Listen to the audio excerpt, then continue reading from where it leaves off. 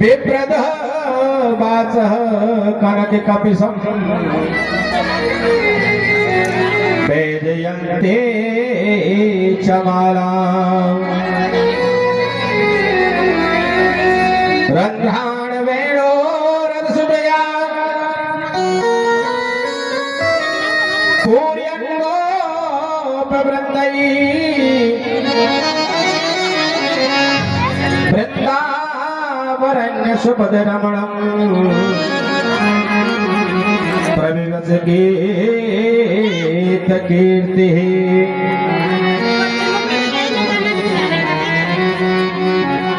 मनोजवं मारुततुल्यवेगम् जितेन्द्रियं बुद्धिमतां वरिष्ठम् वातात्मजं वानरयोतमुख्यम् श्रीरामदूतां शरणं प्रपद्ये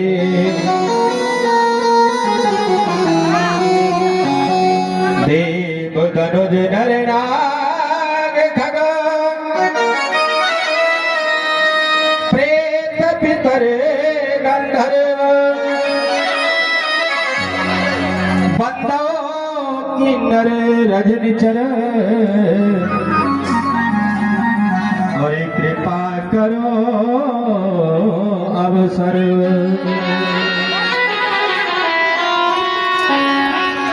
जय जय श्री राधिका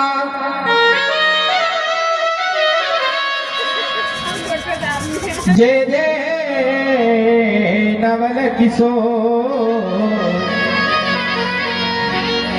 जय गोपी चित चोर प्रभु और जय जय माखन चोर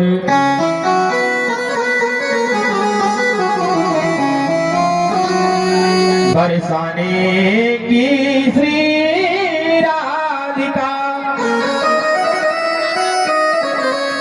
और नंदगाम के श्याम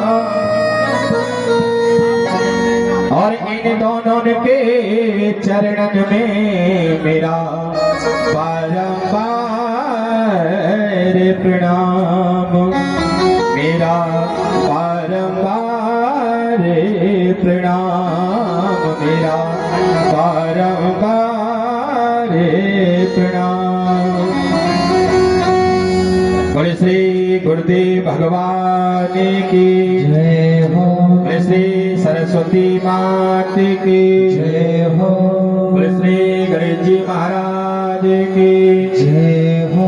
बोले श्रीमद् भागवत महापुराण की जय हो। बोले श्री वेद व्यास जी महाराज की जय हो। बोले श्री सुखदेव जी महाराज की जय हो। जय जय श्री राधे श्याम।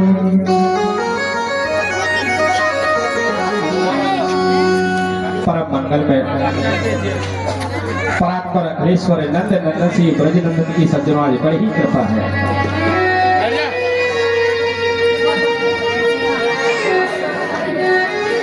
कि आज आप लोग इस जयंती नगर में और लक्ष्मी वाटिका में आपको श्रीमद् भागवती कथा का श्रवण पान करने का मौका प्राप्त हुआ है।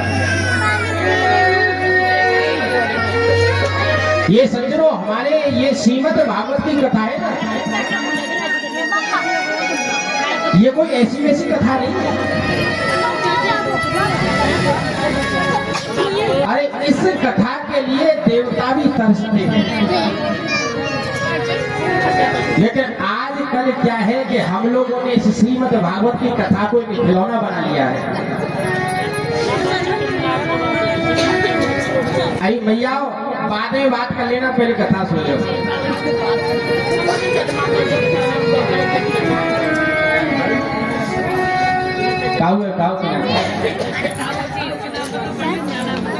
श्री राधे।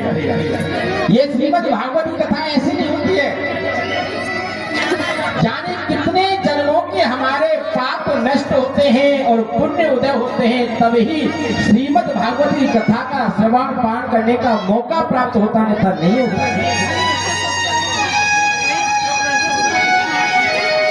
क्योंकि वेदव्यास जी ने कहा है कि भाग्योदय नभो जन्म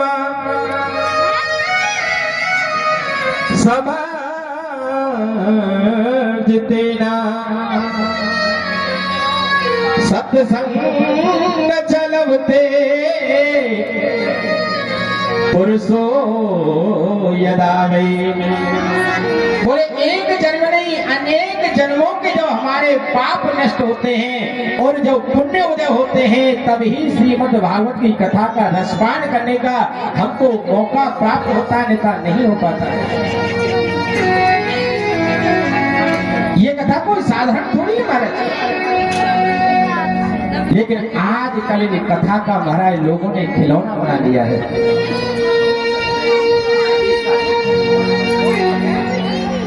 गोस्वामी तुलसीदास जी कहते हैं कि तुलसी पिछले पाप से और हरि चर्चा न सुहाए। अगर हमारे पाप ज्यादा होंगे ना, तो हमारे को श्रीमद् भागवत की कथा में मन नहीं लगेगा, हमारे को ये सब खिलौना दिखेगा। पता है कह रहे एक पंडित जी का रोज का ड्रामा हो गया है, हर साल आके जयंती नगर में बैठ जाते हैं, काऊ न काऊ महाराज सेट कर लेते हैं। और देखो भगवान की ऐसी कृपा है, कई जगह एक कथा नहीं हो पाती है। खूब महाराज पैसे की कमी नहीं किसी के पास में, अथाह संपत्ति भरी पड़ी है, लेकिन उसके भाग्य उदय नहीं होते हैं, उसके सिर पर पाप ज्यादा रहते हैं। पता है लोग क्या कहते होंगे, अरे ये पंडित तो हमारा हर साल का ड्रामा हो गया है, हर साल काऊ न काऊ सेट कर लेता है और कहीं न कहीं आके बैठ जाता है। बोलो राधे राधे राधे राधे। लेकिन मैं सत्य कहता हूँ, आप लोगों के जयंती नगर वासियों के लक्ष्मी वाटिका के बारे इतने बड़े भाग्य हैं, इतने बड़े भाग्य हैं। मैं यहाँ तक क्या कहूँ आपको पता है, यहाँ पे आज पता है हमारे जो व्यास परिवार में आज जो पित्र है ना, इतने खुश हो रहे होंगे, इतने खुश हो रहे होंगे और कह रहे होंगे कि धन्य है ऐसे पुत्र को, हमारे धर्मेंद्र जी जैसे को। क्योंकि कहा है किसी ने, कवि कहते हैं कि या तो जननी भक्ति जने और या दाता या सूर। कवि ने कहा है कि या तो जननी यानी माँ, या तो भक्त को जन्म दे, या दाता या सूर भी होना चाहिए, जो कि अपनी हमारे यहाँ पे कोई अन्याय कर रहा है, हमारे यहाँ पे किसी प्रकार की हिंसा कर रहा है, गरीबी को सता रहा है, हमारी बहन बेटियों को कष्ट दे रहा है, उनको डांटने के लिए, उनको दंड देने के लिए ऐसा वीर उत्पन्न होना चाहिए। कि या तो जननी भक्त जने और या दाता या सूर, और नहीं तो जननी बांध रहे, काहे गवावे अपना नूर। अरे ऐसे पापी दुष्ट बच्चे से तो महाराज बांध रह जाए, लेकिन ऐसे कुपुत्र को कभी जन्म नहीं दे। तो मैं तो सत्य कहता हूं, इस धर्मेंद्र की जो जननी है उसके भाग्य की मैं तो सराहना करता हूं। मैं किन शब्दों में उनको व्याख्या करूं कि उसने एक ऐसे दाता सूरवीर को जन्म दिया है कि आज श्रीमद् भागवत की कथा को आज अपने महाराज यहाँ पे लेके आया है। और पता है आज इस परिवार के जो हमारे ये पित्र है ना, आज कितने प्रसन्न हो रहे होंगे, बोल रहे होंगे, क्योंकि पितरों के सज्जनों, उनको खुश करने के दो ही साधन हैं। एक तो उनको गंगा स्नान कराओ और एक दूसरा श्रीमद् भागवत की कथा का श्रवण पान कराओ। और सज्जनों, जिसके पितरों को श्रीमद् भागवत की कथा का महाराज बढ़िया तरह शांति से अनुष्ठान हो जाए सत्य दिवस का, तो सज्जनों उनके पितरों के लिए तो हमेशा के लिए मुक्त हो जाए। तो ये श्रीमद् भागवत की कथा सज्जनों ऐसे नहीं है। आज इस भागवत की कथा के लिए महाराज देवता भी तरसते हैं। एक बार श्री सूजी महाराज जी से नारद जी ने कहा था, बोले महाराज अरे इस कथा का क्या है, क्या विधान है, कैसे करनी चाहिए? बोले महाराजन अरे ये तो ऐसी कथा है, ऐसी कथा है कि इसके लिए देवता भी तरसते हैं। क्योंकि बताते हैं कि एक बार देवता लोग और मेरे भगवान के पास में गए, भगवान से बोले प्रभु आप ऐसा करो, ये अमृत का कलश है, राजा परीक्षित को श्राप लगा है, आप इस कलश अमृत को उनको पिला दो, अमर हो जाएंगे, और ये श्रीमद् भागवत की कथा आप रसपान हमको करा दो। आज देवताओं ने महाराज से निवेदन किया है कि एवं विनिमय जातो सुधा राज्ञा प्रपीयता प्रपश्यामो वयं सर्वे श्रीमद् भागवतामृतम्। बोले प्रभु आप श्रीमद् भागवत के रसपान को हमको कराइए और ये अमृत कलश हम लेके आए से राजा परीक्षित को बुलाइए। आज पता है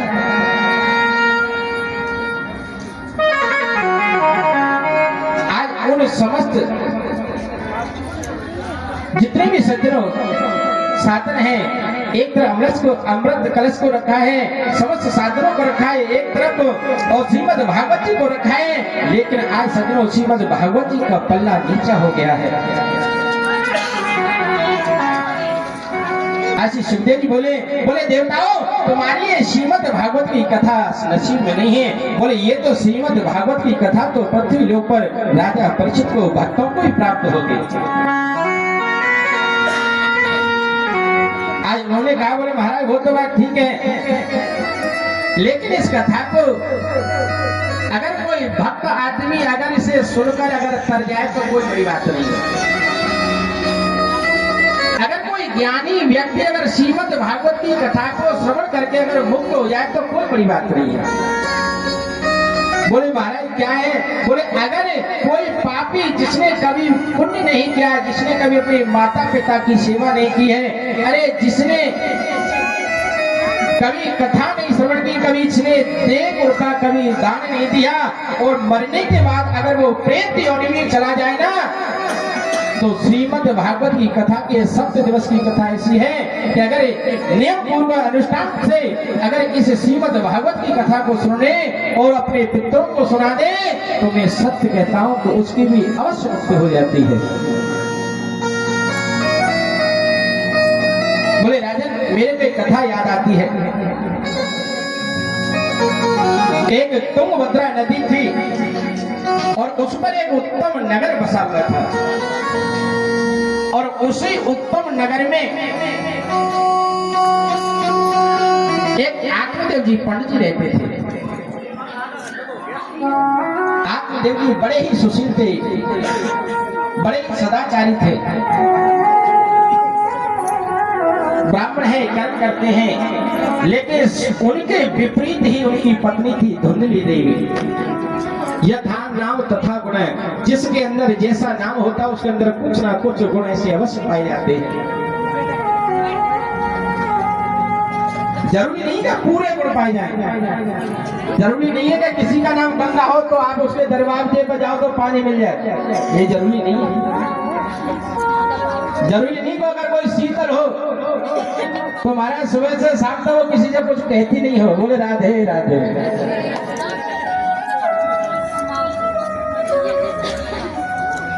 जरूरी नहीं है कि किसी का नाम कोमल हो तो वो महाराज किसी से तकरार नहीं करती हो,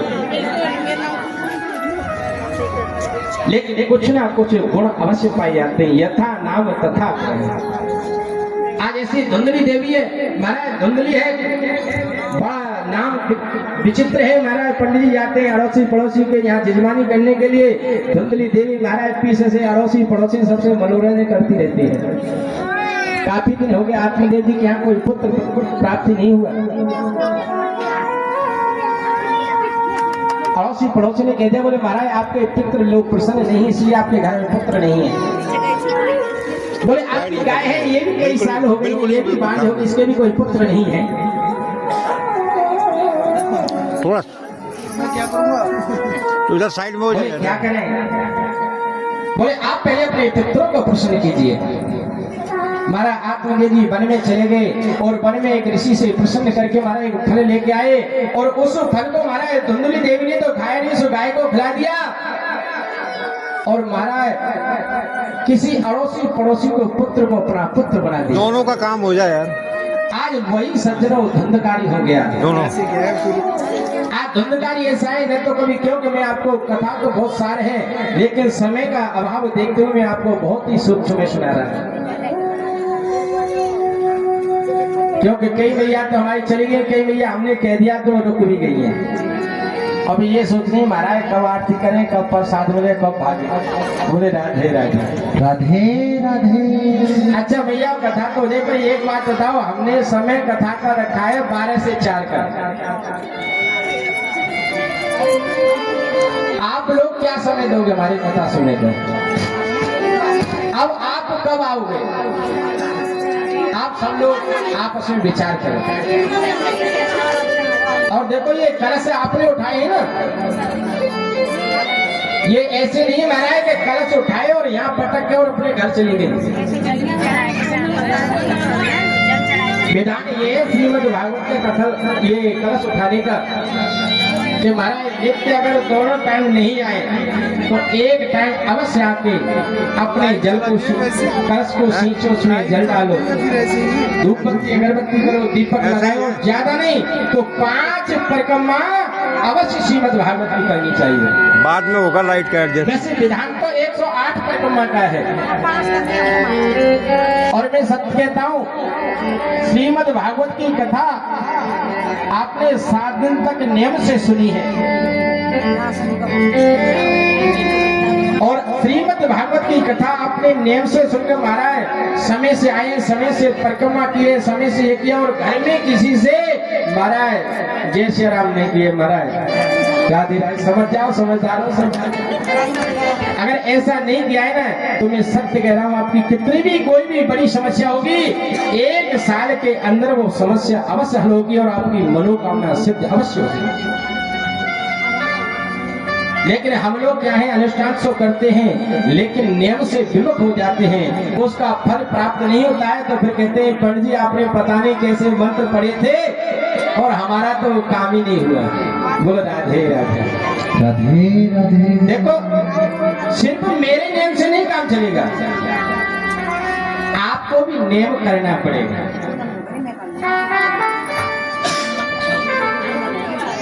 भाई हम कोई बीज जमीन में बोते हैं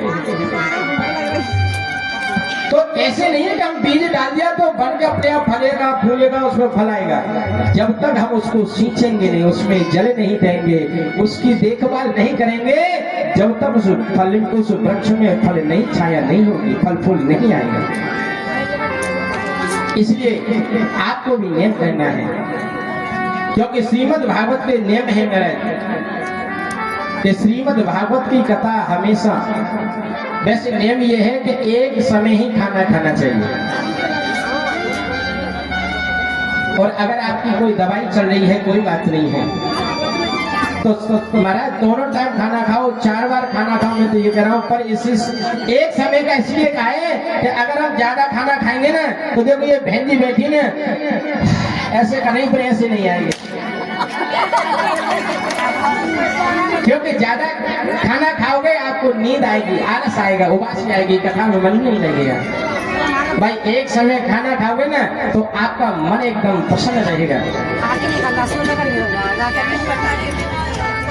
और दूसरा नियम है महाराज कि 7 दिन तक आप पलंग पर मत बैठो। तख्त पर बैठ जाओ, जमीन में सो जाओ, बेड पर सो जाओ, लेकिन पलंग पर मत सो जाओ। तीसरा नियम ये है कि 7 दिन तक आप लोगों को ब्रह्मचर्य पालन करना चाहिए।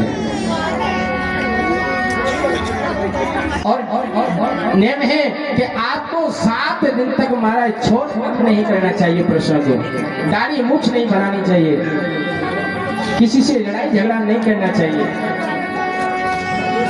और महाराज आप प्रेम से श्रीमद् भागवत को श्रवण करो।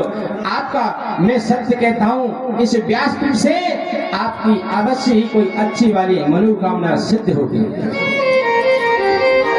आज ऐसे महाराज धुंधकारी आत्मदेवियां धुंधकारी हो गया है, धुंधकारी बड़ा आतताई है, माता पिता को कष्ट देता है, जुआ खेलता है, कई प्रकार के बच्चे के गलत करता है। और महाराज क्या हुआ है, 5-5 वेश्याओं को घर में ले आया है और अंत में उसकी मृत्यु हो गई और वो महाराज महान प्रेत बन गया। और जिस गाय को उस धुंधली ने उस फल को खिलाया था, उस गाय के भी सज्जनों को पुत्र हुआ है, उसका संपूर्ण शरीर तो मानव जैसा है और उसके कान गाय जैसे हैं और उसका नाम गोकर्ण रखा है। आज गोकर्ण तीर्थ यात्रा में चले गए थे, माता पिता की मृत्यु हो गई, धुंधकारी प्रेत बन गया है। लेकिन जो आत्म आज जैसे हमारे गोकर्ण जी आए और गोकर्ण जी ने देखा है, आज सज्जनों उनके नेत्र सजन हो गए हैं। बोले राम राम धुंधकारी, तो इस आत्मदेव के महल में प्रेत बनकर पड़ा है। अरे मैंने तो तेरे लिए गया में तेरी मृत्यु का समाचार सुन लिया था, तो मैंने गया में तेरे नाम में श्राद्ध कर दिया था। बोले तू आज भी प्रेत आत्मा बन के पड़ा है। आज बोले भैया, अरे मैंने इतने पाप किए हैं, मैंने इतनी बुरे कर्म किए हैं कि आप एक बार नहीं 1000 बार भी अगर गया में श्राद्ध करोगे तो मेरी मुक्ति नहीं होगी। आप धुंधकारी हाथ जोड़ के कह रहे, बोले भैया बड़े कष्ट की बात है, आप जैसा विद्वान भाई अगर किसी का हो और उसका भाई अगर महाराज प्रेत बनकर पड़ा है तो ये बड़े कष्ट की बात है। आत्मदेव बोले धुंधकारी में तेरे से समस्या का समाधान अवश्य करूंगा।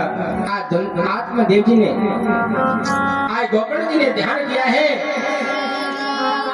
और ध्यान में भगवान से पूछा, बोले प्रभु महान प्रेत की मुक्ति के लिए कौन सा साधन करूं, क्या करूं जिससे उसकी मुक्ति हो। बोले गोकर्ण, अरे उसके लिए आपको श्रीमद् भागवत की 7 दिवसीय श्रीमद् भागवत की कथा का रसपान कराओ। इधर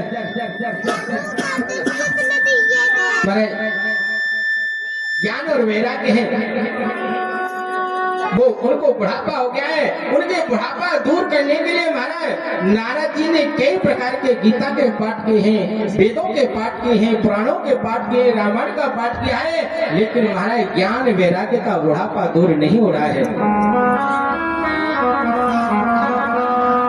आज इधर नारद जी ने भी सनत कुमारों से क्या बोले, प्रभु ज्ञान और वैराग्य का बुढ़ापा दूर कैसे होगा। बोले इसके लिए क्या करें। बोले प्रभु, बोले इसके लिए आप श्रीमद् भागवत का 7 दिवस अनुष्ठान कीजिए।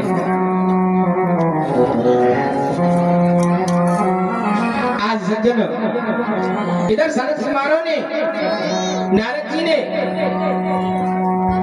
ज्ञान और वैराग्य के लिए, बुढ़ापा दूर करने के लिए, भक्ति माता के कष्ट की निवृत्ति करने के लिए महाराज श्रीमद् भागवत का अनुष्ठान किया है। और इधर गोकर्ण जी महाराज ने भी महान प्रेत आत्मा धुंधकारी के लिए श्रीमद् भागवत जी का अनुष्ठान किया है। आज जैसे महाराज श्रीमद् भागवत का अनुष्ठान पूर्ण हुआ है, 7 दिवस हुआ है, आज महाराज ज्ञान वैराग्य का बुढ़ापा दूर हो गया और महाराज धुंधकारी है जो महान प्रेत है वो आज एक देव रूप में प्रकट हो गया है और बड़े भाव से नाचने लगे और गा रहे हैं।